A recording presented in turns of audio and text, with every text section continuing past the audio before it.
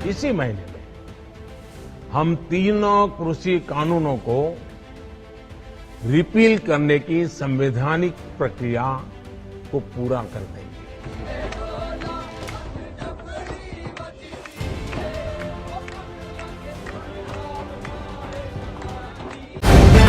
The live TV, सच सबसे आगे।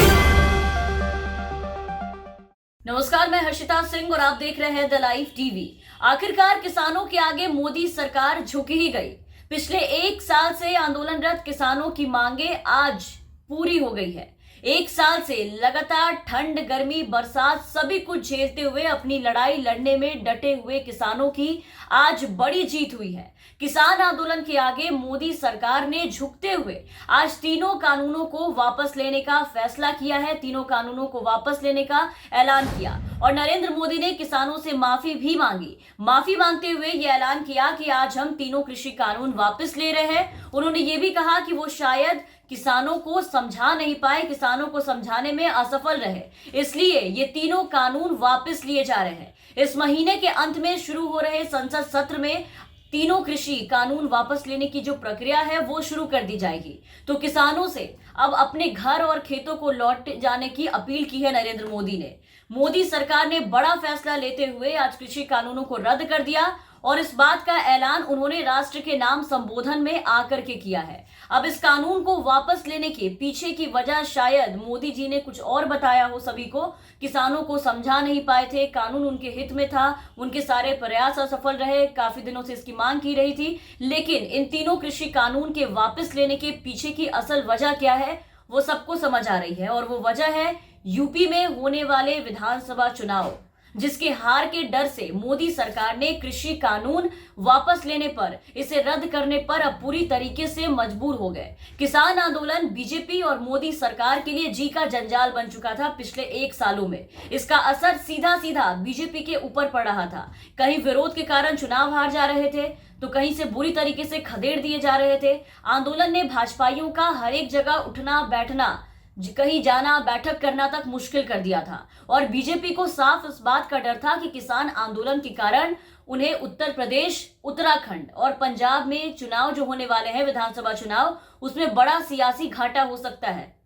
भले ही वो इसे जाहिर नहीं कर रहे थे, लेकिन दिन पे दिन बिगड़ रहे हालात और किसान आंदोलन का विकराल रूप देखकर डर इन्हें भी था, जो आज सामने आ गया और आकर के इन्होंने किसान आंदोलन को खत्म करने का ऐलान किया। आपको, पूरे देश को ये बताने आया हूं कि हमने 3 कृषि कानूनों को वापस लेने का, रिपील करने का निर्णय लिया है। इन एक सालों में मोदी सरकार ने अपने तरफ से पूरी कोशिश की कि कैसे भी करके बाकी आंदोलनों की तरह ही किसानों के आंदोलन को भी थका के खत्म करवा दी जाए, लेकिन इस कोशिश में इस पूरे तरीके से मोदी सरकार असफल रहे, क्योंकि पूरे एक साल में किसान झुके नहीं। कितने किसानों ने बलिदान दे दिया, शहीद हो गए, लेकिन घर को वापस नहीं गए और बाकियों ने भाजपाइयों के नाक में दम कर दिया। जहां भाजपा नेता दिखाई देते थे वहीं इनका विरोध करना शुरू हो जाता था। बीजेपी की जमीन हिल गई थी। कई राज्यों में, खास करके यूपी और हरियाणा में बीजेपी का पत्ता साफ होने लगा था। उनके जो सुपड़ा है, इनका सुपड़ा साफ होने लगा था।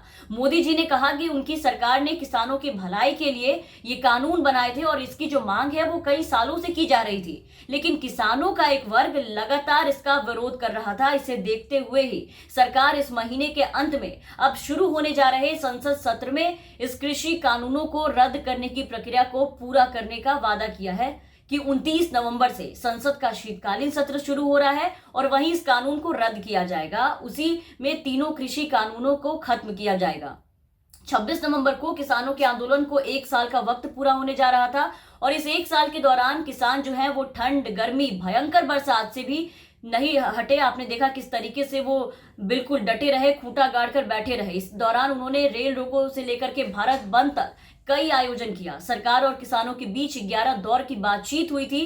लेकिन कोई नतीजा नहीं निकला था। किसानों का साफ कहना था कि तीनों कृषि कानून रद्द होने और एमएसपी को लेकर के गारंटी एक्ट बनाए जाने तक वो अपना आंदोलन ऐसे ही जारी रखेंगे, चाहे मोदी सरकार कितनी भी कोशिश कर ले उन्हें यहां से हटाने की, वो नहीं हटेंगे। और उन्होंने रखा, जो कहा सो किया, और इसी में विपक्षी दलों की किसान आंदोलन को समर्थन मिल गए। लोग भी किसानों के समर्थन में आ गए, सरकार को खूब भला बुरा कहने लगे।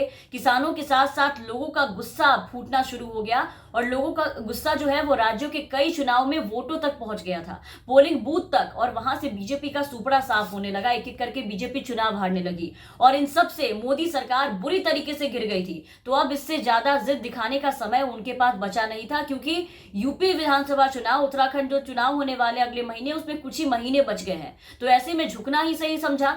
आपको यहां बता दें कि गाजीपुर बॉर्डर पर पश्चिम उत्तर प्रदेश और उत्तराखंड से आए किसान बैठे रहे।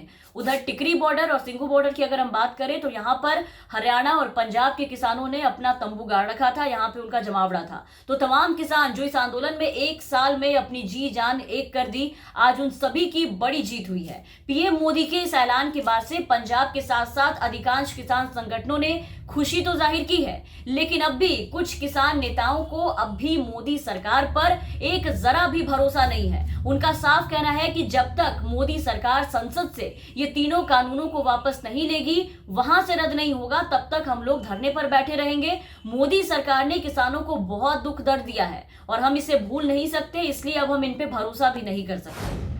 तो अब देखना होगा कि प्रधानमंत्री नरेंद्र मोदी के इस ऐलान के बाद किसान अपना आंदोलन खत्म करते हैं या फिर संसद से पूरी तरह से रद्द होने तक इसका इंतजार करते हैं। तमाम अपडेट्स और खबरों के लिए आप बने रहे द लाइव टीवी के साथ। चैनल पर नए हैं तो चैनल को सब्सक्राइब कर लीजिए, साथ ही बेल आइकन दबाना ना भूलें ताकि हम आपको हर खबरों से अपडेट रख सके। और अगर आप हमारा ये वीडियो हमारे फेसबुक पेज के जरिए देख रहे हैं तो हमारे फेसबुक पेज को लाइक और फॉलो जरूर करें। द लाइव टीवी, सच सबसे आगे।